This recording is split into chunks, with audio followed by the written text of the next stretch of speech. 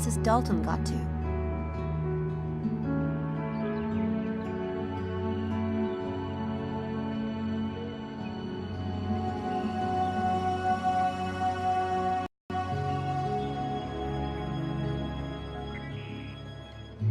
Someone modernized an old fireplace. Cool idea.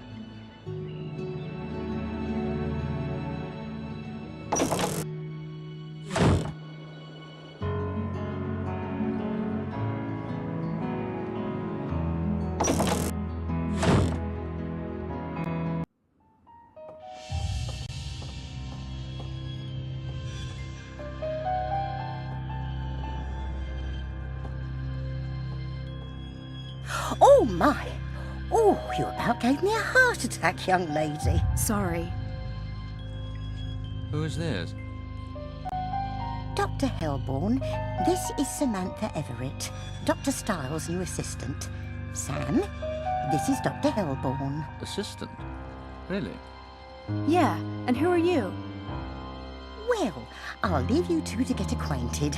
I've got work to do. If that had been himself, my goose would have been cooked. Should never have let you talk me into it. Honestly.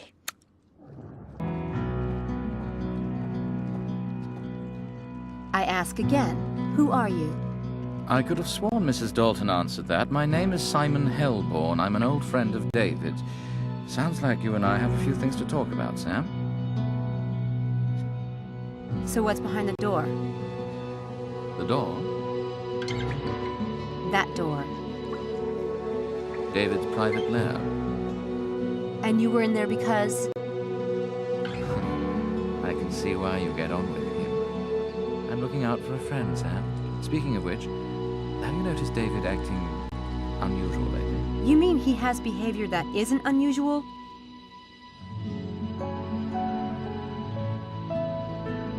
Are you David's doctor? No. I offered, but he doesn't want to be treated. But there's nothing wrong with him, right? Other than the fact that he must have loved his wife very much. I'd like to show you something. Come here. Sit down on that stool there. Why? A brief demonstration.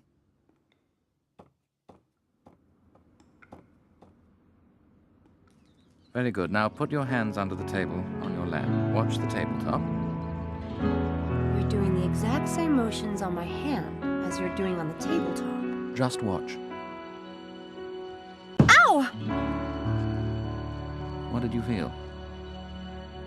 Nothing, but I just had the impression you were going to smash my hand. That's the power of association. Because you saw the counter being tapped and stroked, and you felt the identical sensations on your hand, your brain began to link the counter and your hand. We can become associated with anything, an object, a place, or another person. When you become deeply associated with someone and they die, in a way, your brain is saying, this person is dead. I am this person, so I must be dead too. And David was that connected with Laura. David adored Laura. But in his case, the association is compounded by guilt. You put a piece of paper in your pocket as you came out of the lab. Find something interesting in there? Nothing I'm at liberty to discuss.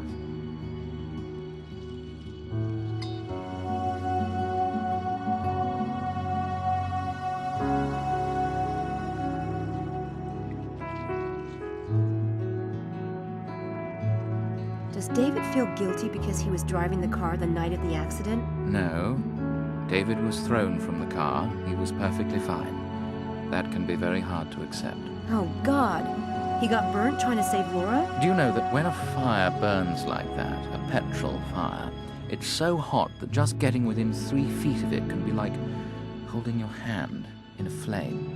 No sane person can make themselves walk into a fire like that. But he did, right? He did everything humanly possible, but to David it will never be enough. What do you mean by David acting unusual? For instance, talking to someone who isn't there or seeing things. David isn't crazy. No, but he doesn't sleep much, and sleep deprivation can cause hallucinations. If you're talking about the things happening on campus, They're really happening. I've investigated them myself. On campus? What things? What things are you talking about? I really can't discuss that with you. Confidentiality. So there's nothing you want to tell me? No, I should reveal what I've learned as David's assistant. Very well. Goodbye, Sam. Sorry, I was going to see you out. No need. I know the house well. Thank you. With any luck, Dr. Hellborn won't notice that the paper he put in his pocket is missing until he's back at his office. Let's see what it says. Oh my God! David's been seeing Laura in the house! But he's not hallucinating.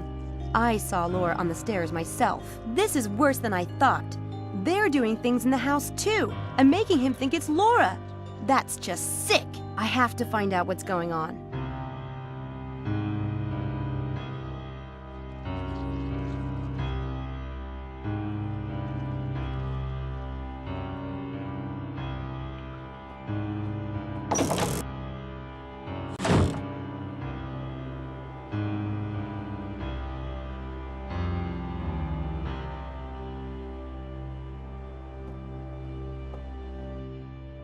This is where the ghost disappeared.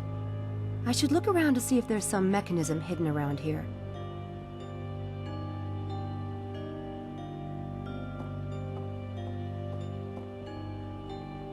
There's nothing rigged to these chairs.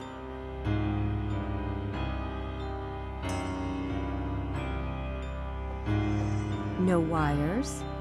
Nothing.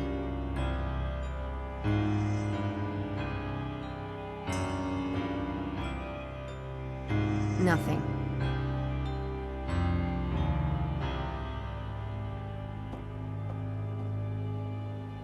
I guess none of these rooms have been used since the clinic closed.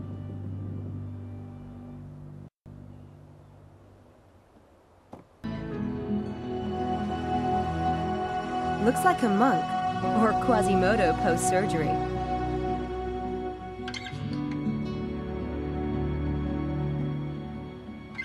I don't see anything suspicious.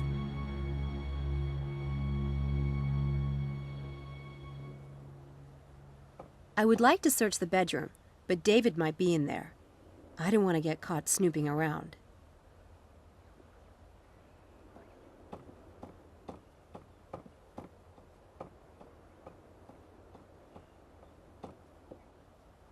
Well, if someone's been rigging the house, they've done a good job of cleaning it out again.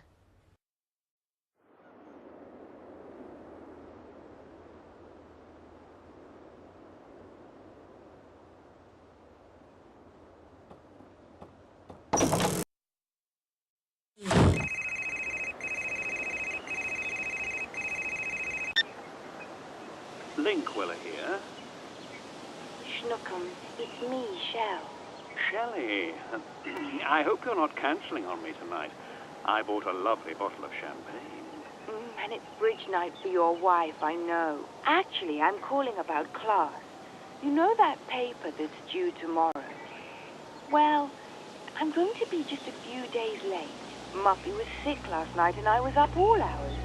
It must be this new cat food. You know how sensitive our tummy is. Shell, you know I can't show favoritism. Well, if I can't be late, then I'll have to work on the paper tonight. Guess we'll see each other next week then. Aha! This isn't exactly what I hoped for, but it might come in handy. Thanks, Chinook. See you tonight.